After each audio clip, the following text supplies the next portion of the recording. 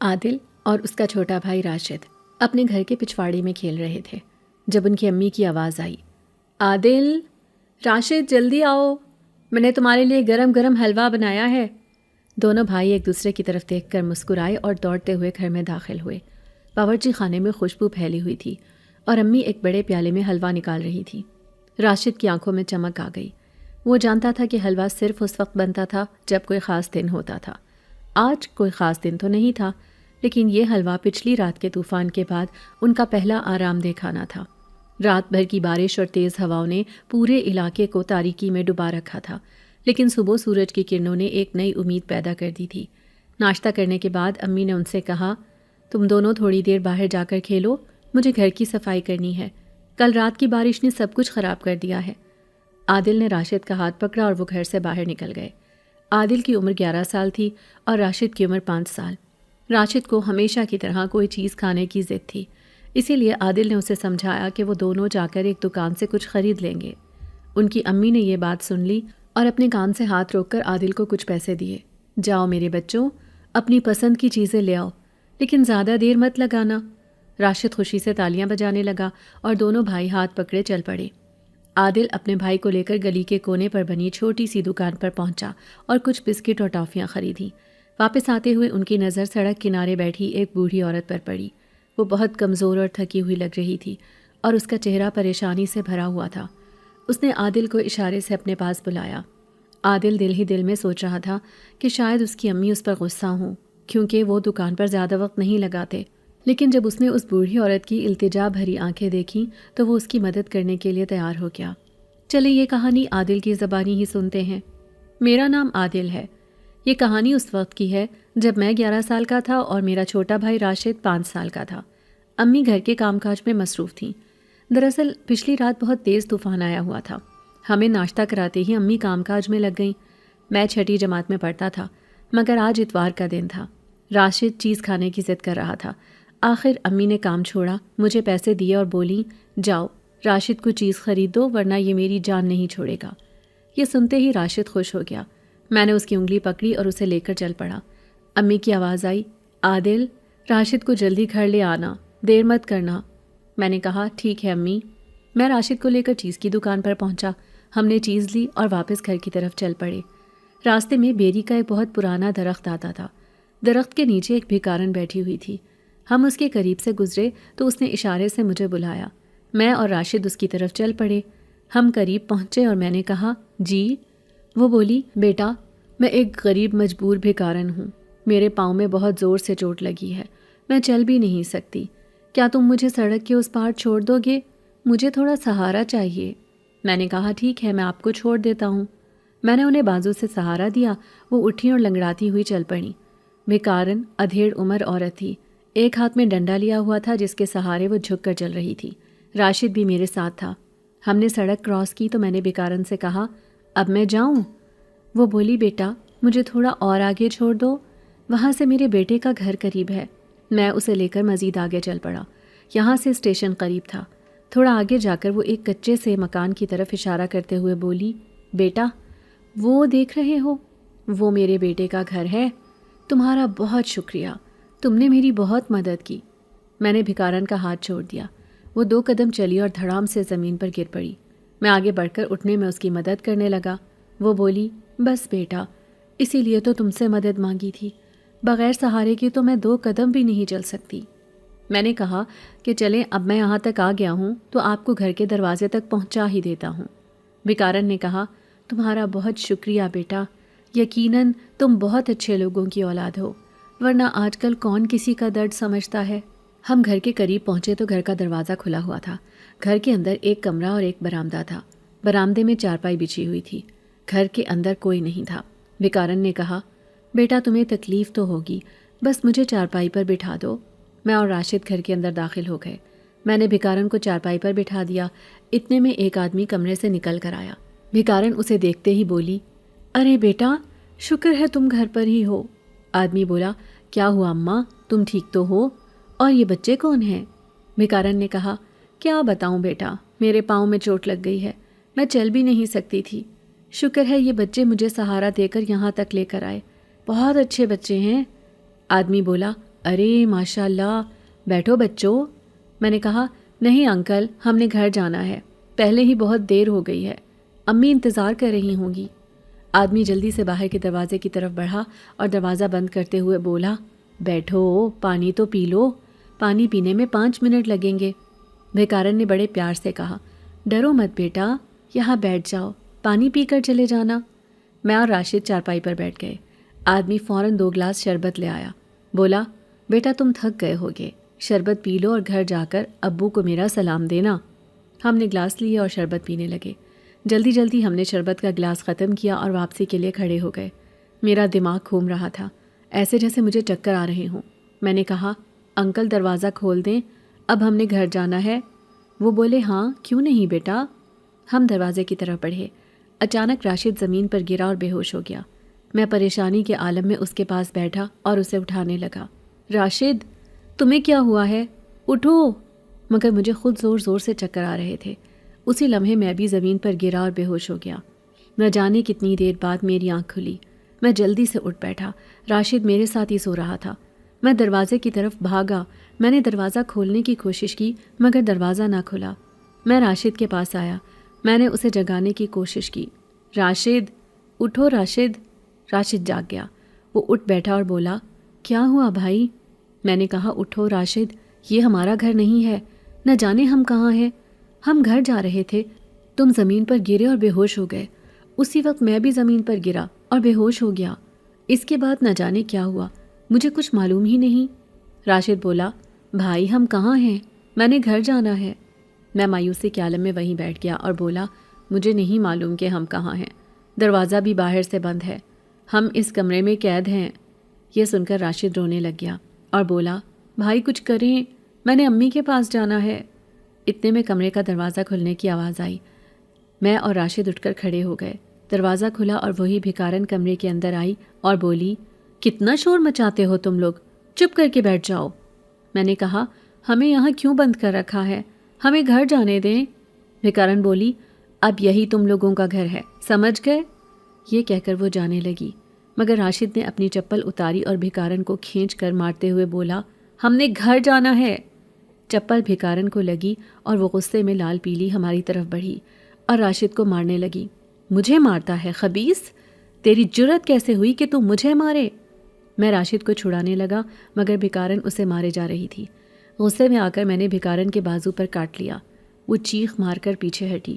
میں بولا، خبردار، اگر اب تم نے ہمیں مارنے کی کوشش کی تو میں یہی کروں گا دوبارہ۔ بھکارن نے اپنے بازو کو سہلاتے ہوئے کہا، دیکھ لوں گی تم دونوں کو، تم لوگ ابھی مجھے جانتے نہیں ہو، تمہارا وہ حال کروں گی کہ یاد کرو گے۔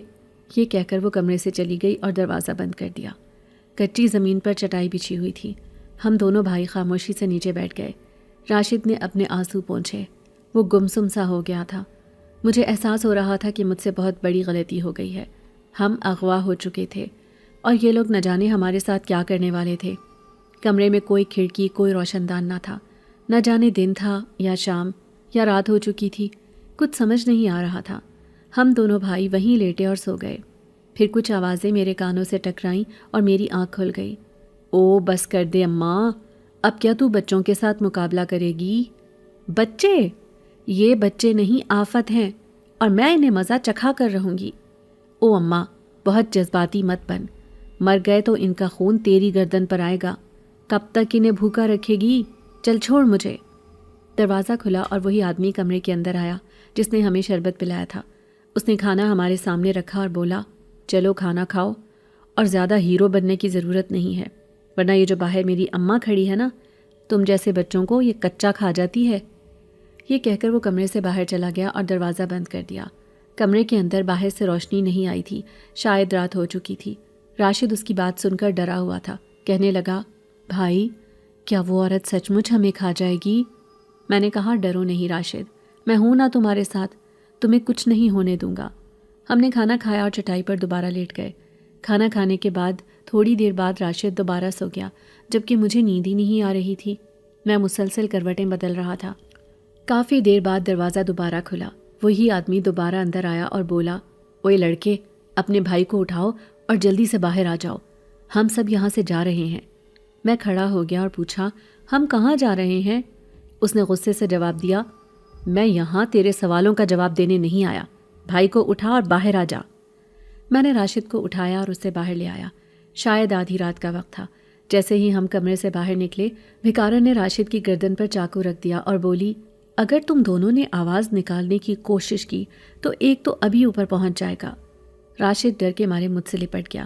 گھر کے باہر ایک گاڑی کھڑی تھی۔ ہم گاڑی میں بیٹھے، بھکارن کے علاوہ 2 آدمی اور تھے۔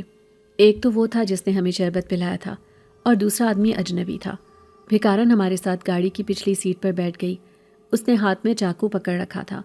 دونوں آدمی سامنے والی سیٹ پر بیٹھے ہوئے تھے۔ اجنبی شخص گاڑی چلا رہا تھا۔ میں اب تک ان میں سے کسی کا نام نہیں جانتا تھا۔ گاڑی نامعلوم راستے پر چلی جا رہی تھی۔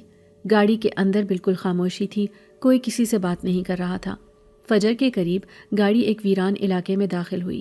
دور دور تک کوئی آبادی نہیں تھی۔ ایک اکیلا بہت پرانا مکان بنا ہوا تھا۔ گاڑی اس مکان کے سامنے جا رکی۔ ہم گاڑی سے باہر نکلے۔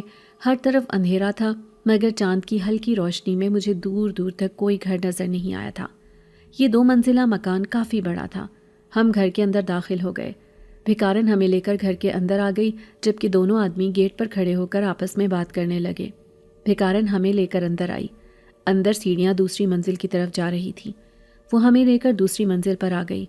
پھر ایک کمرے کے اندر اس نے ہمیں دھکا دیا اور بولی، تم لوگ مجھے جانتے نہیں ہو، تمہیں یہ بھی علم نہیں ہے کہ تم لوگ کہاں آ چکے ہو۔ اگر تم دونوں نے میری بات نہ مانی یا میرے ساتھ بدتمیزی کی تو اس کمرے کی کھڑکی دیکھ رہے ہو، تم دونوں کو اٹھا کر اس کھڑکی سے باہر پھینک دوں گی۔ تم دونوں کو اس کمرے میں لے کر بھی اسی لیے آئی ہوں تاکہ جب تمہیں یہاں سے دھکا دوں تو تم دونوں کے زندہ بچنے کا امکان بھی نہ رہے۔ یہ کہہ کر بھکارن خوفناک طریقے سے ہنس پڑی اور کمرے سے باہر چلی گئی۔ راشد ایک بار پھر رونے لگ گیا اور بولا، بھائی یہ لوگ ہمیں یہاں کیوں لائے ہیں؟ یہ ہمارے ساتھ کیا کریں گے؟ میں نے اسے گلے لگایا اور حوصلہ دیا۔ میں خود بہت پریشان تھا اور مجھے حوصلہ دینے والا تو کوئی نہیں تھا۔ کمرہ خالی تھا۔ اس کمرے میں بھی فرش پر پرانی چٹائی بچھی ہوئی تھی۔ ہم دیوار سے ٹیک لگا کر نیچے بیٹھ گئے۔ راشد نے میری گود میں سر رکھا اور لیٹ گیا۔ تھوڑی دیر میں صبح ہو گئی۔ چلو اس کھڑکی کا کوئی فائدہ تو ہوا، کم از کم صبح ہونے کا پتہ تو چل رہا تھا۔ سوتے جاگتے سارا دن گزر گیا۔ شام ہوئی اور پھر رات ہو گئی۔ راشد بولا، بھائی مجھے بہت بھوک لگی ہے۔ راشد کی عمر فقط 5 برس تھی۔ میں اسے یہ بھی نہیں کہہ سکتا تھا کہ صبر کرو۔ میں اٹھا اور دروازہ بجانے لگا۔ تھوڑی دیر بعد عورت کمرے کے اندر آئی۔ میں نے کہا، میرے بھائی کو بھوک لگی ہے، کچھ کھانے کو دے دو۔ وہ بولی، کھانا تو ایسے مانگ رہے ہو جیسے تمہارے باپ کا گھر ہو، جب میرا دل چاہے گا تب کھانا دوں گی۔ یہ کہہ کر وہ چلی گئی۔ میں کیا کر سکتا تھا سوائے انتظار کے۔ کئی گھنٹے گزر گئے۔ شدید بھوک کی وجہ سے راشد کے پیٹ میں درد ہونے لگا تھا۔ کئی گھنٹوں بعد دروازہ کھلا۔ ہمیں شربت پلانے والا شخص کمرے کے اندر آیا۔ اس نے کھانا اور پانی ہمارے سامنے رکھا اور بولا، کھانا کھا لو اور تیار رہنا، صبح تم لوگوں نے کام پر جانا ہے۔ میں نے پوچھا، کون سے کام پر؟ کس کام پر جانا ہے؟ یہ صبح پتہ چلے گا۔ یہ کہہ کر وہ کمرے سے باہر چلا گیا۔ ہم نے کھانا کھایا اور اللہ کا شکر ادا کیا۔ نہ جانے امی ابو کس حال میں ہوں گے، ہمیں کہاں کہاں ڈھونڈ رہے ہوں گے۔ اب تو ہم شہر سے بھی دور آ چکے تھے۔ میں گھر واپسی کے راستے سے بھی ناواقف تھا۔ صبح ہوئی، بھکارن کمرے میں آئی اور بولی، میرے ساتھ نیچے آؤ۔ میں نے کہا، اب ہم کہاں جا رہے ہیں؟ وہ بولی، بھیک مانگنے۔ تمہیں کیا یہاں بٹھا کر روٹی کھلانے کے لیے لائے ہیں؟ میں چلایا، میں بھیک نہیں مانگوں گا، نہ میرا بھائی بھیک مانگے گا۔ بھکارن ہمیں غصے سے دیکھ رہی تھی۔ اسی وقت ہمیں شربت پلانے والا شخص کمرے میں چلا آیا۔ بھکارن بولی، لے سن لے کریم اللہ، یہ بھیک نہیں مانگیں گے، بس یہاں بیٹھ کر ہمارے سینوں پر مونگ ڈلیں گے۔ کریم ہمارے پاس آیا۔ اس نے مجھے کالر سے پکڑ کر اٹھایا اور بولا، جانتا بھی ہے تم دونوں کو یہیں دفن کر دوں گا زندہ، اور کسی کو پتہ بھی نہیں چلے گا۔ اس نے میرا کالر چھوڑا۔ میں نیچے جا گرا اور بولا، ہم بھیک نہیں مانگیں گے۔ کریم نے اپنی ماں سے کہا، اماں آج انہیں سارا دن بھوکا رہنے دے، آج رات ان کا اس گھر میں آخری دن ہوگا، آج میں ان دونوں کا کام تمام کر دوں گا۔ یہ کہہ کر دونوں کمرے سے چلے گئے اور دروازہ بند کر دیا۔ ان کے جانے کے بعد راشد پھوٹ پھوٹ کر رونے لگا، کہنے لگا، بھائی کچھ کرو، بھائی یہ لوگ ہمیں جان سے مار ڈالیں گے، میں نے امی کے پاس جانا ہے۔ میں نے راشد کو گلے سے لگا لیا۔ رات کافی گزر چکی تھی۔ ہم بھوکے پیاسے کمرے میں پڑے ہوئے تھے۔ اچانک باہر سے ان سے آوازیں آنے لگیں۔ میں نے کھڑکی سے دیکھا، کریم کدال لیے زمین کھود رہا تھا۔ بھکارن اس کے پاس ہی کھڑی تھی۔ کیا اس نے کچھ دفن کرنا تھا؟ اس نے اچھا خاصا بڑا گھڑا کھود ڈالا۔ اس کے بعد وہ سستانے کے لیے بیٹھ گیا۔ بھکارن نے اسے پانی پلایا۔ تھوڑی دیر بعد وہ اٹھا اور بھکارن اور وہ اندر کی طرف چل پڑے۔ راشد بھی جاگ رہا تھا۔ بولا، کیا ہوا بھائی؟ باہر کیا ہو رہا ہے؟ میں خاموش تھا۔ اتنے میں دھڑ سے دروازہ کھلا۔ کریم نے راشد کو بازو سے اٹھایا اور گھسیٹتے ہوئے کمرے سے باہر نکل گیا۔ میں چلایا، کیا کر رہے ہو؟ چھوڑ دو میرے بھائی کو۔ میں آدمی کے پیچھے بھاگا۔ بھکارن نے بازو سے پکڑ کر مجھے پیچھے دھکیلا۔ میں پیچھے جا گرا۔ وہ راشد کو لیے نیچے اترا اور باہر کی طرف چل پڑا۔ راشد بری طرح رو رہا تھا اور مدد کے لیے مجھے پکار رہا تھا۔ میں اٹھا اور ان کے پیچھے بھاگا۔ آدمی نے راشد کو گھڑے کے اندر پھینک دیا اور اوپر سے مٹی ڈالنے لگا۔ یہ دیکھتے ہی میرے اوسان خطا ہونے لگے۔ میں چلایا، یہ تم کیا کر رہے ہو؟ چھوڑ دو میرے بھائی کو۔ کیا تم پاگل ہو گئے ہو؟ بھکارن نے مجھے پکڑ رکھا تھا اور وہ زور زور سے ہنس رہی تھی۔ راشد جب بھی باہر نکلنے کی کوشش کرتا، کریم اسے لات مار کر گھڑے کے اندر گرا دیتا۔ وہ بولا، اچھا تو تم بھیک نہیں مانگو گے؟ کیا کہا تھا میں نے کہ تم دونوں کو یہیں دفن کروں گا؟ چلاؤ اور زور زور سے چلاؤ، لیکن یاد رکھنا یہاں تم لوگوں کو بچانے کے لیے کوئی نہیں آئے گا۔ وہ پاگل آدمی مسلسل گھڑے میں مٹی ڈال رہا تھا۔ میں نے کہا، میں بھیک مانگوں گا، میرے بھائی کو چھوڑ دو۔ یہ سنتے ہی بھکارن نے مجھے چھوڑ دیا۔ میں زمین پر بیٹھ کر رونے لگا۔ میں بھیک مانگوں گا، خدا کے لیے میرے بھائی کو مجھ سے الگ مت کرو۔ یہ سنتے ہی وہ آدمی رک گیا اور بولا، ایک بات یاد رکھنا لڑکے، تم دونوں بھائی مجھ سے چھپ کر کہیں نہیں جا سکتے، اور اگر جانے کی کوشش کی تو جان سے جاؤ گے، گھر نہیں جا پاؤ گے۔ اس نے راشد کو گھڑے سے نکالا اور میری طرف دھکا دیتے ہوئے بولا، دفع ہو جاؤ یہاں سے، اور صبح سویرے کام پر چلنے کے لیے تیار رہنا۔ ہم دونوں بھائی روتے سسکتے کمرے میں آ گئے۔ میں کافی دیر روتا رہا اور اللہ سے کہتا رہا، یا اللہ، میں نے تو بھکارن کو مشکل میں دیکھ کر اس کی مدد کی تھی، مجھے مدد کرنے کی سزا کیوں مل رہی ہے؟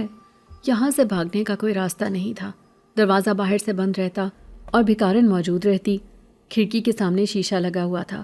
کوئی ایسی چیز نہیں تھی کہ کھڑکی میں لگے شیشے کو توڑ سکتے۔ اگر توڑنے کی کوشش بھی کرتے تو کانچ ٹوٹنے کی آواز سن کر بھکارن کمرے میں آ جاتی، اور اگر کسی طرح شیشہ ٹوٹ بھی جاتا تو تب بھی یہاں سے کودنے کا مطلب موت کو گلے لگانا تھا۔ دوسری منزل سے چھلانگ لگاتے ہی کون سا ہم نے زندہ بچ جانا تھا۔ میں رو رو کر اللہ سے مدد مانگنے لگا۔ اگلی صبح فجر کی نماز کے بعد کریم ہمارے کمرے میں آیا۔ ہم سو رہے تھے۔ اس نے ہمیں جگایا اور بولا، چلو اٹھو، کام پر جانے کا وقت ہو گیا ہے۔ 2 دن سے ہم نے کچھ بھی نہیں کھایا تھا۔ شاید ابھی ہماری سزا ختم نہیں ہوئی تھی۔ گھر کے باہر گاڑی کھڑی تھی۔ ہم گاڑی میں بیٹھ گئے۔ فرنٹ سیٹ پر کریم بیٹھا تھا۔ وہ گاڑی ڈرائیو کرنے لگا۔ تقریباً 1 گھنٹے کے سفر کے بعد ایک مزار سے کچھ فاصلے پر اس نے گاڑی روکی اور بولا، مزار دیکھ رہے ہو؟ اس مزار پر ہر وقت زائرین کا رش لگا رہتا ہے۔ یہاں تم لوگوں کی اچھی خاصی کمائی ہوگی۔ وہ آدمی کرسی پر بیٹھا نظر آ رہا ہے جس کے سامنے میز پر کتابیں پڑھی ہیں؟ میں نے کہا، جی نظر آ رہا ہے۔ وہ بولا، وہ آدمی کتابیں بیچ رہا ہے۔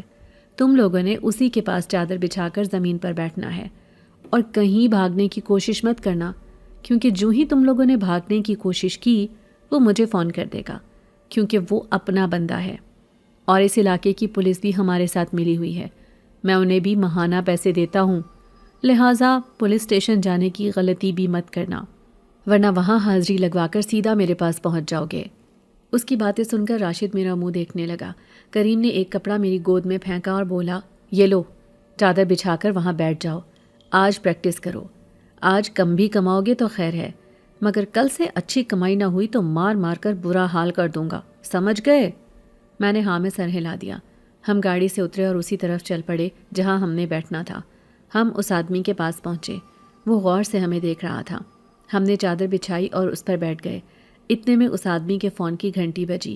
وہ بولا، جی جی بالکل، میں خیال رکھوں گا، تم فکر مت کرو، کوئی بھی بات ہوئی میں فون کر کے بتاؤں گا۔ یہ کہہ کر اس نے فون بند کر دیا اور بولا، جو آدمی تمہیں یہاں چھوڑ کر گیا ہے اس سے بچ کر رہنا، بہت خطرناک ہے، بس جو کہتا ہے خاموشی سے کرتے جاؤ۔ اس نے سر پر رکھنے والی ٹوپی میری طرف بڑھائی اور بولا، آج اس میں پیسے جمع کرو، کل پیالہ بھی ساتھ لے کر آنا۔ میں نے ٹوپی لی اور اسے اپنے سامنے چادر پر رکھ دیا۔ یوں ہمارے لیے بدقسمتی کا ایک اور دن شروع ہوا۔ سارے دن میں ہمارے لیے یہ اچھا ہوا تھا کہ مزار پر آنے والے زائرین اپنے لیے تبرکات لے کر آتے۔ کچھ لوگوں نے ہمیں کھانے کے لیے تبرکات بھی دیے۔ ہم 2 دن سے بھوکے تھے۔ تھوڑی سی خوراک اندر گئی تو ہماری جان میں جان آئی۔ کریم روزانہ ہمیں یہاں چھوڑ جاتا اور شام کو مغرب کے بعد لینے آ جاتا۔ ہماری کمائی شروع ہوئی تو وہ باقاعدگی سے ہمارا کھانا بھی لانے لگا، مگر بھکارن ہمیں صرف آدھی روٹی دیتی اور کہتی کہ کھانا ختم ہو گیا ہے۔ پورا دن کام کرنے کے بعد جب ہم رات کو گھر آتے تو کھانے کے لیے صرف آدھی روٹی ملتی۔ یہ بھی شکر تھا کہ مزار پر تھوڑا بہت تبرک مل جاتا تھا، ورنہ تو ہم بھوک سے مر ہی جاتے۔ تقریباً 2 ہفتے بعد کریم کو ضروری کام سے کہیں جانا پڑ گیا۔ اس نے چند دن بعد واپس آنا تھا۔ اس کے جانے کے بعد بھیکارن ایک رکشے میں ہمیں مزار تک چھوڑ کر آتی اور واپس بھی اسی رکشے میں لینے کے لیے آتی۔ ایک دن راشد نے کہا، بھائی کریم یہاں نہیں ہے، بھیکارن ہمارے پیچھے کتنا بھاگے گی، کیوں نہ ہم یہاں سے بھاگ چلیں؟ سارا دن بھیک مانگیں گے، پیسے بھی ہمارے پاس ہوں گے، شام کے وقت اس کے آنے سے پہلے مزار سے نکل جائیں گے۔ میں نے کہا، راشد میں نے یہ بھی سوچا تھا، لیکن اگر ہم پکڑے گئے تو؟ راشد بولا، نہیں پکڑے جاتے بھائی، آپ کوشش تو کریں، کریم آ گیا تو ہمارا بھاگنا بہت مشکل ہو جائے گا۔ راشد جو سوچ رہا تھا میں وہ پہلے سے سوچ رہا تھا، مگر خوف زدہ تھا، کیونکہ بلا شبہ یہ لوگ بہت خطرناک تھے۔ بہرحال راشد نے ہمت بندھائی۔ وہ مجھ سے چھوٹا تھا اور بے خوف تھا، لہٰذا میں نے بھی رسک لینے کا ارادہ کر لیا۔ اگلے دن بھیکارن ہمیں مزار پر چھوڑ گئی۔ ہم سارا دن بھیک مانگتے رہے۔ اس دن مزار پر رش بھی بہت تھا۔ دوپہر تک اچھے خاصے پیسے جمع ہو گئے۔ آج راشد خوش تھا۔ دوپہر کے بعد میں نے پیسے گنے تو راشد کی آنکھیں چمک اٹھیں۔ مجھے اپنے شہر کا نام تو یاد تھا اور گھر کی بڑی نشانی یہ تھی کہ ریلوے اسٹیشن کے دوسری طرف محلے میں ہمارا گھر تھا۔ اسی لیے مجھے اور راشد کو یہ تو یقین تھا کہ اگر کسی طرح ہم گاڑی پر بیٹھ کر یہاں سے نکل گئے تو گھر تو پہنچ ہی جائیں گے۔ تقریباً 4 بجے کے قریب ہمارے پاس بیٹھا آدمی اپنی کرسی سے اٹھا اور بولا، میں ذرا کام سے جا رہا ہوں، تم لوگ میری کتابوں کا خیال رکھنا۔ میں نے کہا، جی ٹھیک ہے۔ جیسے ہی وہ گیا میں نے پیسے اپنی جیب میں رکھے، کپڑا اور پیالہ کتابوں والی میز کے اوپر رکھ کر وہاں سے دوڑ لگا دی۔ میں اور راشد دوڑے جا رہے تھے۔ میں نے راشد کا ہاتھ پکڑا ہوا تھا۔ میں اسے کہہ رہا تھا، راشد جلدی کرو، جلدی، ہم نے جلدی مزار سے باہر نکل کر رکشہ لینا ہے اور بس اڈے پر پہنچنا ہے۔ میرا چھوٹا سا بھائی جتنی تیز دوڑ سکتا تھا دوڑ رہا تھا۔ مزار سے باہر نکلتے ہی ہمیں رکشہ مل گیا۔ ہم رکشے میں بیٹھے۔ میں نے رکشے والے کو اپنے شہر کا نام بتایا اور پوچھا، ہمیں اس گاڑی میں بیٹھنا ہے؟ رکشے والا بولا، ٹھیک ہے، میں تم دونوں کو وہاں پہنچا دیتا ہوں جہاں گاڑیاں کھڑی ہوتی ہیں۔ رکشے والا ہم سے طرح طرح کے سوال کرنے لگا کہ کہاں سے آئے ہو، وہاں کیوں جانا ہے، مگر میں نے اس کی باتوں کو گول مول کر دیا اور راشد کو بھی خاموش رہنے کا اشارہ کر دیا۔ ہم بس اڈے پہنچے۔ ایک گاڑی بہت آہستہ آہستہ چل رہی تھی اور کنڈکٹر بھی ہاتھ ہلا ہلا کر لوگوں کو بلا رہا تھا۔ رکشے والے نے رکشہ روکا اور بولا، بچوں جلدی کرو، بھاگتے ہوئے اس گاڑی تک پہنچ جاؤ، خوش قسمت ہو تم لوگ کہ تم لوگوں کو گاڑی مل گئی۔ میں نے رکشے کا کرایہ ادا کیا اور رکشے والا چلا گیا۔ ہم بھاگتے بھاگتے اس گاڑی تک پہنچے ہی تھے کہ اچانک کسی نے میرا بازو پکڑ لیا۔ میں نے مڑ کر دیکھا، ایک آدمی کھڑا تھا۔ بولا، بات سنو۔ میں نے اپنا ہاتھ چھڑاتے ہوئے کہا، یہ بات سننے کا وقت نہیں ہے، میرا ہاتھ چھوڑو، ہم نے گاڑی پکڑنی ہے۔ مگر اس آدمی نے ایک تھپڑ مجھے کھینچ کر مارا۔ میں دنگ رہ گیا۔ اسی لمحے ہمارے پاس ایک گاڑی آ کر رکی۔ اس آدمی نے ہمیں گھسیٹتے ہوئے گاڑی کی پچھلی سیٹ پر دھکا دیا، خود فرنٹ سیٹ پر بیٹھا۔ ڈرائیور نے گاڑی چلا دی۔ راشد پلٹ کر گاڑی کے شیشے سے ہمارے شہر جاتی گاڑی کو دیکھ کر سسکیاں لینے لگا۔ تقریباً 1 گھنٹے بعد ہم واپس اسی جہنم میں پہنچ گئے جہاں سے بھاگے تھے۔ گھر کے اندر بھکارن اپنا ڈنڈا لیے زمین پر بیٹھی ہوئی تھی۔ میں اور راشد اس کے سامنے مجرموں کی طرح سر جھکائے کھڑے تھے، جبکہ وہ اجنبی آدمی کلف لگے سفید کپڑوں میں ملبوس کرسی پر بڑی شان سے بیٹھا ہوا تھا۔ بھکارن بولی، کریم نے ہی انہیں سر چڑھا کر رکھا ہوا ہے جی، ورنہ تم تو جانتے ہو میرا ڈسا پانی نہیں مانگتا ہے۔ مجھے علم تھا کہ یہ بھاگنے کی کوشش کریں گے، اسی لیے میں نے ان پر کڑی نظر رکھی ہوئی تھی۔ مہر خان، تمہارا بہت بہت شکریہ۔ انشاءاللہ کریم کچھ دن تک لوٹ آئے گا، تمہارا حصہ بونس کے ساتھ تمہارے گھر پہنچ جائے گا، بے فکر رہو۔ وہ آدمی اٹھا اور بولا، چلیں ٹھیک ہے، میں اب چلتا ہوں۔ اجنبی چلا گیا۔ اس کے جانے کے بعد بیکارن اٹھی اور بولی، تم دونوں کا میں وہ حال کروں گی کہ تمہاری روحیں بلبلا اٹھیں گی۔ یہ کہہ کر وہ اٹھی۔ راشد خوف کے مارے مجھ سے لپٹ گیا۔ اس کے بعد اس نے ہم دونوں کو اپنے ڈنڈے سے مارنا شروع کر دیا۔ پھر وہ راشد کو کھینچتے ہوئے کمرے کی طرف لے جانے لگی۔ میں اپنے بھائی کے پیچھے بھاگا۔ چھوڑ دو میرے بھائی کو۔ اس 2 منزلہ عمارت میں یہ گھر بالکل الگ تھلگ بنا ہوا تھا۔ کمرے کے دروازے پر تالا لگا ہوا تھا۔ اس نے تالا توڑا اور ہم دونوں کو کمرے کے اندر دھکا دے دیا اور بولی، جب تک کریم واپس نہیں آ جاتا تم دونوں بھوکے پیاسے یہیں گلتے سڑتے رہو گے۔ یہ کہہ کر اس نے کمرے کا دروازہ بند کر دیا۔ راشد بری طرح رو رہا تھا۔ میں نے اسے گلے سے لگایا اور اسے لے کر ایک کونے میں بیٹھ گیا۔ کمرہ انتہائی گندا تھا۔ ٹوٹا پھوٹا کباڑ کا سامان یہاں پڑا تھا۔ یقیناً یہ اسٹور روم تھا۔ کمرے میں صرف ایک روشن دان تھا جس سے ہلکی ہلکی روشنی کمرے کے اندر آ رہی تھی۔ میری نظر کمرے میں لگے 0 کے بلب پر پڑی۔ میں نے راشد کو خود سے الگ کیا اور کمرے میں بلب کا بٹن ڈھونڈنے لگا۔ دروازے کے ساتھ بجلی کا بورڈ لگا ہوا تھا۔ میں اٹھا اور بٹن دبانے لگا۔ ایک بٹن کو دباتے ہی 0 کا بلب جل گیا۔ کیونکہ رات ہونے والی تھی اور اس اندھیرے کمرے میں تو خوف سے ہم مر جاتے۔ بلب جلا تو میں نے اللہ کا شکر ادا کیا۔ میں نے راشد کو سمجھایا کہ وہ اب سو جائے کیونکہ اب ہمیں کھانا تو ملنے والا نہیں تھا۔ بہت دیر کے بعد راشد کے آنسو تھمے تو اسے نیند آنے لگی۔ ہم دونوں بھائی ایک دوسرے کے ساتھ لپٹ کر وہیں فرش پر سو گئے۔ آنکھ کھولی تو صبح ہو چکی تھی۔ روشن دان سے آنے والی روشنی نئی صبح کی نوید سنا رہی تھی۔ نہ جانے ہم کس مصیبت میں پھنس چکے تھے۔ اس سے باہر کبھی نکل بھی سکیں گے یا نہیں۔ صبح ہوتی اور پھر رات ہو جاتی۔ اس کمرے میں قید ہوئے 2 دن گزر گئے۔ بھوک پیاس سے اب جان لبوں پر آن پہنچی تھی۔ بھوک اور پیاس کی شدت کی وجہ سے رو رو کر راشد کی آنکھیں سوج گئی تھیں۔ نقاہت اور کمزوری کے باعث اب وہ آنکھیں کھولنے سے بھی قاصر تھا۔ مجھے اس کی حالت دیکھ کر اب خوف آ رہا تھا۔ میں نے راشد کو اٹھانے کی کوشش کی مگر وہ بے سد زمین پر لیٹ گیا۔ اس کی آنکھیں بند ہوئی جا رہی تھیں۔ میں اسے جگانے کی کوشش کرنے لگا مگر بے سود۔ میں اٹھا اور زور زور سے دروازہ پیٹنے لگا۔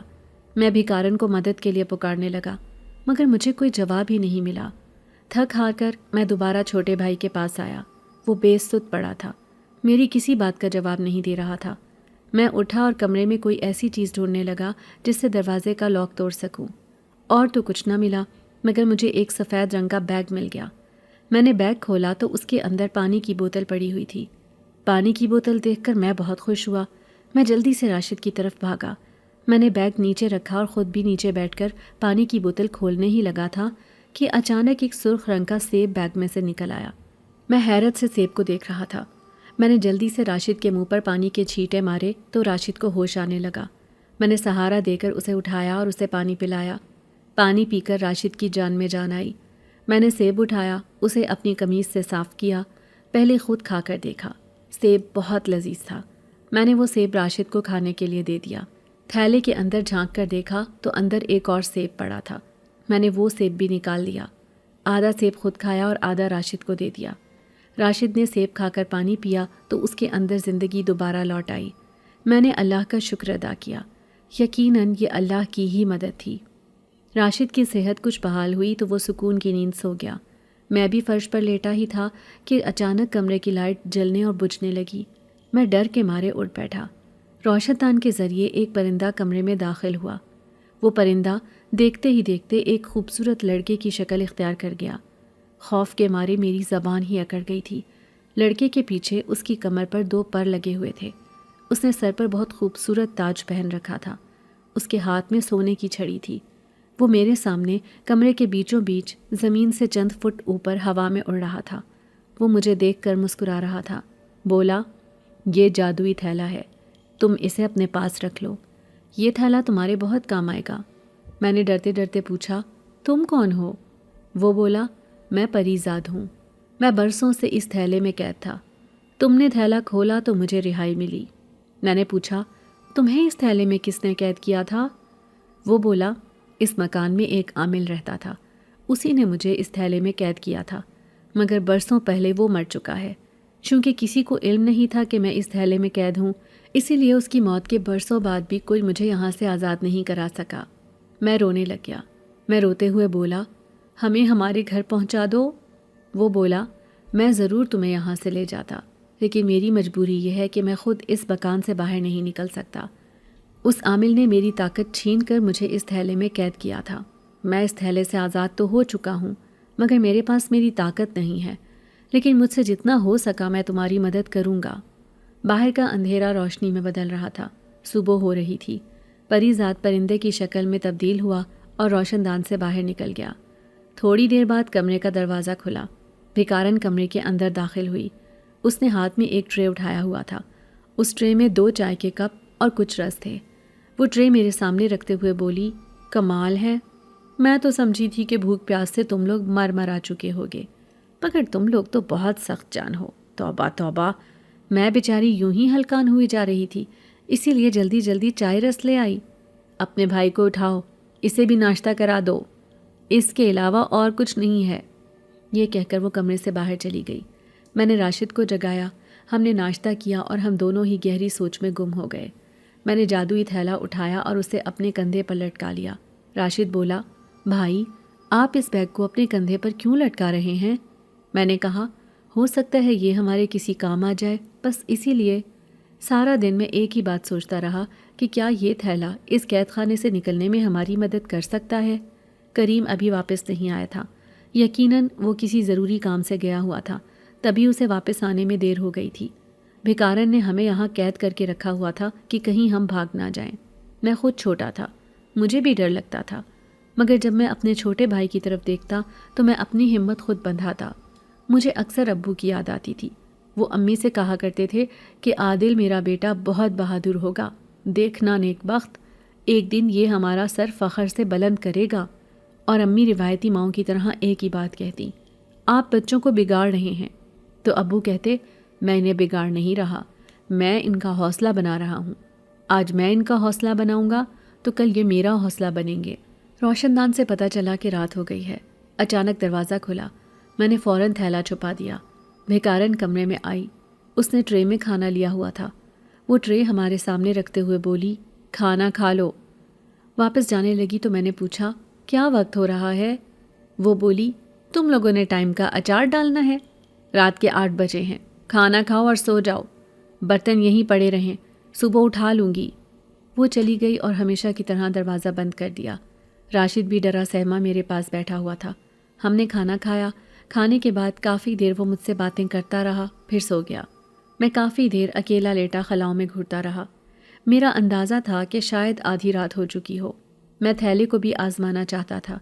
میں نے تھیلا اپنے گلے میں لٹکایا، دروازے کے قریب آیا اور دھیرے سے تھیلے سے مخاطب ہو کر بولا، کیا تم مجھے اس کمرے سے باہر لے جا سکتے ہو؟ اسی وقت مجھے ایک جھٹکا لگا اور اگلے ہی لمحے میں اس کمرے سے باہر کھڑا تھا۔ کمرے سے باہر خود کو دیکھ کر میں گھبرا گیا اور جلدی جلدی چھپنے کی جگہ تلاش کرنے لگا، کیونکہ اگر بھکارن کی نظر مجھ پر پڑ جاتی تو اس نے تو مجھے زندہ نہیں چھوڑنا تھا۔ ایک کمرے کا دروازہ کھلا ہوا تھا، میں اس کے اندر داخل ہو گیا اور دروازے کے پیچھے چھپ گیا۔ یہ ایک کچن تھا، مگر یہ بالکل خالی اور ویران پڑا تھا۔ کچن کی کھڑکی سے مجھے تیز روشنی نظر آئی۔ میں ڈرتے ڈرتے کھڑکی کے پاس گیا۔ میں نے کھڑکی سے دیکھا تو میں دنگ رہ گیا۔ باہر صحن میں آگ جل رہی تھی اور بھکارن اس آگ کے قریب سر جھکائے بیٹھی کچھ پڑھنے میں مصروف تھی۔ بھکارن کی یہ مصروفیت دیکھ کر میں جلدی سے کمرے سے نکلا اور باہر کی طرف بھاگا۔ میں قریب سے دیکھنا چاہتا تھا کہ وہ کیا کر رہی ہے۔ میں دروازے کے قریب پہنچا اور دروازے سے جھانک کر دیکھنے لگا۔ وہ ایک دائرے میں بیٹھی ہوئی تھی۔ اس نے اپنے قریب مٹی رکھی ہوئی تھی، کچھ اور بھی سامان پڑا تھا، مگر مجھے ان کی سمجھ نہیں آئی۔ وہ منہ ہی منہ میں کچھ پڑھتی، مٹی پر پھونکتی اور اسے آگ میں پھینک دیتی، پھر وہ مٹھی بھر مٹی اٹھا لیتی اور یہی عمل دوبارہ کرتی۔ کئی بار یہ عمل کرنے کے بعد آگ کے اندر سے ایک عورت نمودار ہوئی۔ اس سے پہلے کہ میرے منہ سے چیخ نکلتی، میں نے اپنے دونوں ہاتھ اپنے منہ پر سختی سے رکھ لیے۔ بھیانک عورت بولی، مجھے یہاں کیوں بلایا ہے؟ بھکارن اٹھ کر کھڑی ہو چکی تھی۔ ادب سے بولی، اے آگ کی ملکہ، مجھے طاقت چاہیے، جادوئی طاقت، جس کے زور پر میں بہت سارے بچوں کو اپنا غلام بنانا چاہتی ہوں۔ کل کو وہ میرے لیے کام کریں، میرے لیے کما کر لائیں۔ اگر آج میں نے ایسا نہ کیا تو کل کو میرا بڑھاپا کیسے گزرے گا؟ کریم بچوں کی آمدنی کا ایک بڑا حصہ خود رکھتا ہے، تھوڑے سے پیسے مجھے دیتا ہے، میرا ان پیسوں میں گزارا نہیں ہوتا ہے۔ میں برسوں سے یہ عمل کر رہی ہوں تاکہ آپ سے مل سکوں۔ آج میری یہ خواہش بھی پوری ہو گئی ہے۔ آگ کی ملکہ، میری مدد کریں، مجھے اتنی طاقت دیں کہ میں اپنے مقصد میں کامیاب ہو سکوں۔ آگ کی ملکہ بولی، بوڑھی بھکارن، جو مٹی تو اس آگ میں ڈال رہی ہے، یہی مٹی مٹھی بھر اپنے پاس اپنے تھیلے میں رکھ، جو ہر وقت تیرے پاس ہوتا ہے۔ کوئی چیز تیری راہ میں رکاوٹ نہیں بنے گی۔ بس خیال رکھنا کہ یہ مٹی گم نہ ہو، ورنہ تیری طاقت دوبارہ چلی جائے گی۔ نہ جانے وہ اور کیا کیا کہتی رہی، مگر میں اپنے کمرے کی طرف بھاگا کہ کہیں بھکارن کو پتہ چل گیا تو وہ مجھے اس آگ میں ہی پھینک دے گی۔ دروازے پر تالا لگا ہوا تھا، مگر میں نے دھیرے سے تھیلے کو مخاطب کر کے کہا کہ مجھے اس کمرے میں جانا ہے۔ میں اگلے ہی لمحے کمرے کے اندر کھڑا تھا۔ راشد گہری نیند سو رہا تھا۔ آج کئی دن بعد اس نے پیٹ بھر کر کھانا کھایا تھا۔ بوڑھی بھکارن بلا شبہ بہت خطرناک عورت تھی۔ میں نے جادوئی تھیلا اپنے گلے سے نکالا اور اسے چوم لیا۔ مصیبت کی اس گھڑی میں یہ جادوئی تھیلا میرے لیے امید کی کرن ثابت ہوا تھا۔ پری ذات کے مطابق وہ بھی اس گھر میں بھٹک رہا ہے، وہ بھی یہاں سے باہر نہیں جا سکتا۔ یہ گھر تو بھوتوں کا گھر تھا۔ اگلے دن دوپہر کے بعد ہم کمرے میں بیٹھے ہوئے تھے کہ اچانک باہر سے آتی کچھ آوازوں نے ہمیں چونکا دیا۔ راشد بولا، بھائی یہ کیسی آوازیں ہیں؟ میں نے کہا، مجھے نہیں معلوم۔ تھوڑی دیر بعد دروازہ کھلنے کی آواز سن کر ہم دونوں کھڑے ہو گئے۔ دروازہ کھلا، بھکارن نے ایک بچے کو کمرے میں دھکا دیا اور رکے بغیر دروازہ بند کر کے باہر چلی گئی۔ یہ لڑکا عمر میں مجھ سے کچھ 3-4 سال بڑا ہوگا۔ مجھے حیرت سے دیکھتے ہوئے بولا، تم دونوں بھی یہاں قید ہو؟ میں نے ہاں میں سر ہلا دیا۔ وہ بولا، اوہ اچھا ہے، میں اکیلا نہیں ہوں۔ وہ نیچے بیٹھ گیا۔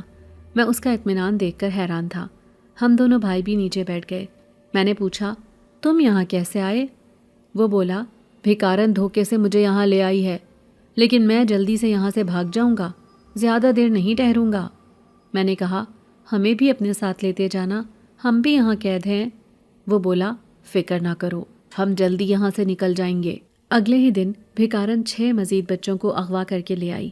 ہماری حیرت کی انتہا نہ رہی کہ اتنے زیادہ بچوں کو وہ کس طرح دھوکے سے اغوا کر رہی ہے، لیکن مجھے اندازہ ہو گیا تھا کہ اس کے پاس جو جادوئی طاقت ہے وہ اسی کے بل پر یہ سب کر رہی ہے۔ آنے والے 6 بچے چھوٹے تھے اور کافی سہمے ہوئے تھے۔ آدھی رات کے وقت بھکارن کمرے میں آئی اور ایک بچے کو زبردستی اپنے ساتھ لے گئی۔ ہم چاہ کر بھی اس بچے کو جانے سے روک نہ سکے۔ باقی چھوٹے بچے بہت ڈرے ہوئے تھے، وہ سسکیاں لے لے کر رو رہے تھے۔ ایک دن پہلے جو بڑا لڑکا آیا تھا وہ بھی حیران تھا۔ کہنے لگا، عادل، مجھے ایک بات کی سمجھ نہیں آ رہی۔ یہ بھکارن مجھے مارکیٹ سے کچھ دور ملی اور اس نے مجھ سے ایسی باتیں کیں کہ میں اس کی مدد کرنے کے لیے تیار ہو گیا تھا اور اس کے ساتھ چل پڑا۔ جب میں بھکارن کے ساتھ اس گھر میں آیا تب مجھے کچھ ہوش آیا کہ میں اس کے پیچھے کیوں چلا آ رہا ہوں۔ بھکارن نے میرا ہاتھ پکڑ رکھا تھا۔ میں نے ہاتھ چھڑا کر بھاگنا چاہا مگر نہیں بھاگ سکا۔ یہ بوڑھی بھکارن میں اتنی طاقت کہاں سے آئی؟ ابھی بھی میں اس کو پکڑنے کی کوشش کر رہا تھا، کیونکہ اگر ہم سب مل کر اس پر حملہ کریں تو ہم یہاں سے فرار ہو سکتے ہیں، مگر میں تو چاہتے ہوئے بھی اس کی طرف نہیں بڑھ سکا۔ آخر کیا وجہ ہے؟ اس لڑکے کا نام آصف تھا۔ میں خاموش رہا، لیکن مجھے یقین ہو گیا تھا کہ بھکارن کے پاس جادوئی طاقت نے اسے طاقتور بنا دیا ہے۔ میں یہ سوچ کر گھبرا گیا تھا کہ اب ہم یہاں سے کیسے نکلیں گے۔ میں لڑکھڑاتے قدموں سے پیچھے ہٹا۔ آصف نے میری حالت دیکھی تو بولا، کیا ہوا عادل؟ تم کیوں گر رہے ہو؟ پریشان مت ہو، اللہ تعالیٰ ہمیں یہاں سے نکالیں گے۔ میں وہیں بیٹھ گیا۔ آخر فجر کے قریب بھکارن بچے کو کمرے میں چھوڑ گئی۔ بچہ انتہائی خاموش اور گمسم تھا۔ وہ بت کی مانند بیٹھا ہوا تھا۔ ہم نے اس سے بات کرنے کی بہت کوشش کی کہ بھکارن نے اس کے ساتھ کیا کیا، مگر وہ ہمارے کسی سوال کا کوئی جواب نہیں دے رہا تھا۔ اس کے اس رویے پر ہم سب حیران تھے۔ اگلے دن اسی طرح آدھی رات کو بھکارن دوسرے بچے کو زبردستی اپنے ساتھ لے گئی، اور جب وہ بچہ واپس آیا تو اس کی حالت بھی پہلے آنے والے بچے کی طرح ہی تھی۔ ہم سب کو بہت تشویش ہوئی۔ آصف نے میرے کان میں کہا، عادل، اب تو مجھے بھی ڈر لگ رہا ہے، ہمیں کچھ کرنا ہوگا، ورنہ یہ بھکارن ایک ایک کر کے ہم سب کی ایسی حالت کر دے گی۔ تیسری رات بھکارن پھر سے ایک بچے کو اپنے ساتھ لے گئی۔ آصف نے سب بچوں کو ڈرایا کہ آنکھیں بند کر کے سو جاؤ، ورنہ وہ سب کو لے جائے گی، اور جب تک ہم نہ کہیں آنکھیں مت کھولنا۔ بچے سہم کر آنکھیں بند کر کے سو گئے۔ آصف نے مجھے اشارہ کیا۔ میں نے جادوئی تھیلے کو گلے میں لٹکایا ہوا تھا۔ آصف نے میرا ہاتھ پکڑ لیا اور جادوئی تھیلے کی مدد سے ہم دونوں کمرے سے باہر آ گئے۔ آصف بولا، واہ عادل، تم تو سچ کہہ رہے تھے۔ میں نے کہا، ہمیں جلد از جلد بھیکارن کو ڈھونڈنا ہے کہ وہ کہاں ہے۔ ہم تیز تیز قدم اٹھاتے وہاں سے چل پڑے۔ میں پہلے ہی آصف کو جادوئی تھیلے اور پریزاد کے بارے میں بتا چکا تھا، کیونکہ یہاں سے باہر نکلنا تھا تو ہمیں ایک دوسرے پر بھروسہ کرنا پڑے گا۔ ایک کمرے سے ہمیں کچھ آوازیں سنائی دیں۔ ہم کمرے کے پاس گئے مگر کمرے کا دروازہ اندر سے بند تھا۔ کمرے کی کھڑکی بھی بند تھی مگر کھڑکی کے دروازے میں ایک چھوٹا سا سوراخ تھا۔ آصف نے سوراخ سے دیکھا، پھر مجھے دیکھنے کے لیے اشارہ کیا۔ میں نے بھی سوراخ سے جھانک کر دیکھا۔ بھیکارن اور وہ چھوٹا بچہ کمرے کے درمیان ایک دائرے کے اندر بیٹھے ہوئے تھے۔ اسی لمحے بچہ گرا اور ایسا لگ رہا تھا جیسے وہ گہری نیند سو رہا ہو۔ بھیکارن نہ جانے کیا کچھ پڑھ کر اس پر پھونک رہی تھی۔ آصف نے سرگوشی کی، عادل کیا تمہیں کچھ سمجھ آ رہی ہے؟ اسی وقت دروازہ کھلا۔ بھیکارن ہمارے سامنے کھڑی تھی۔ غصے سے اس کی آنکھیں سرخ ہو رہی تھی۔ وہ مجھے دھکا دیتے ہوئے بولی، تم یہاں کیا دیکھ رہے ہو؟ میں پیچھے ہٹا مگر اتفاق سے کریم وہاں آن پہنچا۔ وہ بولا، اماں کیا ہو رہا ہے؟ ہم نے اس کی طرف دیکھا۔ بھیکارن بولی، تم نے تو پرسوں آنا تھا۔ کریم بولا، ہاں مگر میرا کام ختم ہوا تو میں چلا آیا، مگر یہاں کیا ہو رہا ہے اور یہ بچہ کون ہے؟ بھیکارن نے غصے سے جواب دیا، کریم تم یہاں سے واپس چلے جاؤ، یہ میرے بچے ہیں اور اب سے یہ میرے لیے کام کریں گے۔ کریم بولا، اماں کیا تیرا دماغ ٹھیک ہے؟ بھیکارن بولی، ہاں بالکل ٹھیک ہے، مگر آج سے ہمارے راستے الگ ہیں۔ کریم بولا، اماں ہوش کر، یہ اتنا آسان نہیں ہے، میں نے بہت محنت کی ہے، پولیس سے لے کر ہر بندے کو کمیشن دیتا ہوں تو یہ دھندا چلتا ہے۔ بھیکارن نے کہا، اور دھندا اس لیے چلتا ہے کہ میں بچے لے کر آتی ہوں، اگر میں بچے لے کر نہ آؤں تو تیری یہ دکان کل ہی بند ہو جائے۔ کریم حیرت سے بولا، کہہ تو ایسے رہی ہے جیسے تجھے حصہ ملتا ہی نہیں ہے۔ بھیکارن چلائی، چلا جا یہاں سے، مجھے اب تیری کوئی ضرورت نہیں ہے۔ آصف اٹھ کر میرے پاس آ کر کھڑا ہو گیا۔ بھیکارن اور کریم کے درمیان بحث چھڑ گئی۔ آصف بولا، عادل یہ اچھا موقع ہے، میں یہاں کھڑا ہوں، تو جادوئی تھیلے کی مدد سے بچوں کو کمرے سے نکال لا۔ میں کمرے کی طرف بھاگا مگر کریم اور بھیکارن کے درمیان لڑائی ہو گئی۔ بھیکارن اپنی طاقت کے نشے میں تھی۔ اس نے کریم کو کھلونے کی مانند اٹھا کر زور سے پھینک دیا۔ کریم بھی اب پوری طرح غصے میں آ چکا تھا۔ وہ بھیکارن کی طرف آیا مگر بھیکارن نے اپنے جادو کے زور سے اسے روک رکھا تھا۔ اتنے میں بچوں کو لے کر وہاں پہنچ گیا، مگر مسئلہ یہ تھا کہ ہم یہاں سے نکلے کیسے؟ بھیکارن نے ہماری طرف دیکھا۔ وہ خوفناک کہکہا لگا کر ہنسی اور بولی، واہ، تم لوگوں نے کمرے سے باہر نکلنے کا بھی طریقہ ڈھونڈ لیا، مگر اس گھر سے باہر کیسے جاؤ گے؟ اسی اثنا میں میری نظر پریزاد پر پڑی۔ وہ بھیکارن کے پیچھے ہی اڑ رہا تھا۔ اس نے اپنی سونے کی چھڑی بھیکارن کے سر پر دے ماری۔ بھیکارن نے پیچھے مڑ کر دیکھا۔ میں نے آصف کو کہا، آصف ہم نے کسی طرح بھیکارن سے اس کا تھیلا چھیننا ہے، چلو میری مدد کرو۔ ہم بھیکارن کی طرف بھاگے۔ کریم ایک جگہ بت بنا کھڑا یہ سب دیکھ رہا تھا۔ پریزاد اپنی چھڑی کے ذریعے بھیکارن کو مار رہا تھا۔ ادھر سے ہم نے بھیکارن پر حملہ کر دیا اور اس کا بیگ چھیننے لگے۔ پریزاد تھوڑی دیر کے لیے اس کے جادو کو بے اثر کرنے میں کامیاب ہو گیا تھا۔ ہم نے اس کا بیگ چھینا۔ پریزاد نے اسے روک رکھا تھا۔ بھیکارن چلا رہی تھی، میرا تھیلا واپس کرو۔ میں نے بیگ کھولا، مٹی نکالی اور ہوا میں اڑا دی۔ بھیکارن کا جادو دم توڑ چکا تھا۔ وہ زمین پر بیٹھی اور رونے لگی۔ پریزاد نے کہا، تم لوگ جلدی یہاں سے نکل جاؤ۔ ہم سب گھر سے باہر نکل آئے سوائے بھیکارن اور کریم کے۔ میں نے باہر نکل کر مڑ کر پریزاد کی طرف دیکھا۔ وہ مسکراتے ہوئے ہمیں دیکھ رہا تھا۔ آصف ہم سب کو پہلے اپنے گھر لے آیا۔ بعد ازاں آصف کے والد نے سارے بچوں کو پولیس اسٹیشن پہنچایا اور ہمیں ہمارے گھر پہنچانے کے لیے آصف اور اس کے والد خود آئے۔ یوں بڑی تکلیفوں کے بعد اللہ کی مدد سے ہم خیریت سے گھر پہنچ گئے۔ یہ کہانی یہیں ختم نہیں ہوئی، یہ ایک نئے سفر کا آغاز تھا۔ میں اور راشد اپنے گھر لوٹ آئے مگر وہ خوفناک تجربہ ہمیشہ ہمارے ذہنوں میں تازہ رہا۔ گھر پہنچ کر امی اور ابو ہمیں دیکھ کر خوشی سے رو پڑے۔ انہوں نے ہمیں گلے لگایا ایسے جیسے کبھی جدا نہ ہوں گے۔ ہم نے انہیں ساری کہانی سنائی، کیسے ہم دھوکے سے اغوا ہوئے، کیسے ہمیں بھوکا رکھا گیا اور کیسے ایک جادوئی تھیلے نے ہماری مدد کی۔ میرے ابو نے پریزاد کی بات سن کر کہا، بیٹا یہ تو ایک بہت ہی غیر معمولی واقعہ ہے، لیکن ہمیں اس پر یقین تو کرنا پڑے گا کیونکہ اسی لیے تو تم دونوں ہماری آنکھوں کے سامنے محفوظ ہو۔ انہوں نے مجھ سے جادوئی تھیلے کے بارے میں پوچھا مگر میں نے دیکھا کہ وہ میرے پاس نہیں تھا۔ جب ہم واپس بھاگ رہے تھے وہ تھیلا کہیں گر گیا تھا۔ میں نے پریشان ہو کر راشد سے پوچھا، راشد کیا تم نے دیکھا کہ جادوئی تھیلا کہاں ہے؟ راشد نے کندھے اچکا دیے۔ پتہ نہیں بھائی، مجھے یاد نہیں۔ رات میں جب سب سو رہے تھے میں بستر پر لیٹا آسمان کی طرف دیکھ رہا تھا اور اس چھوٹے سے پری ذات کے بارے میں سوچ رہا تھا جس نے ہماری مدد کی تھی۔ میں دل میں دعا کر رہا تھا کہ کاش وہ ٹھیک ہو۔ اچانک کمرے میں ایک ہلکی روشنی پھیلی اور پری ذات دوبارہ نمودار ہوا۔ وہ میرے سامنے ہوا میں اڑ رہا تھا اور اس کے چہرے پر ایک اداس مسکراہٹ تھی۔ عادل، میں نے تمہاری مدد کی اور اب مجھے ایک اور طاقتور عامل نے قید کر لیا ہے۔ وہ اسی مکان کے قریب ایک جھیل میں رہتا ہے۔ میں نے افسوس کے عالم میں کہا، کاش میں تمہارے لیے کچھ کر سکتا۔ وہ بولا، تم کر سکتے ہو، لیکن تمہارے پاس وہ جادوئی تھیلا نہیں ہے جس سے تم مجھے بچا سکو۔ میں بہت پریشان ہو گیا۔ کاش میں اس تھیلے کو سنبھال کر اپنے ساتھ رکھتا۔ میں نے پری ذات سے پوچھا، ہم تمہیں کیسے آزاد کرا سکتے ہیں؟ وہ بولا، اسے آزاد کرانے کے لیے تمہیں ایک خاص جڑی بوٹی لانی ہوگی جو صرف اس جھیل کے پاس ہی اگتی ہے۔ وہ جڑی بوٹی وہ عامل ہمیشہ اپنے پاس رکھتا ہے۔ اسے لے کر تم ایک خاص عمل کر کے مجھے آزاد کرا سکتے ہو۔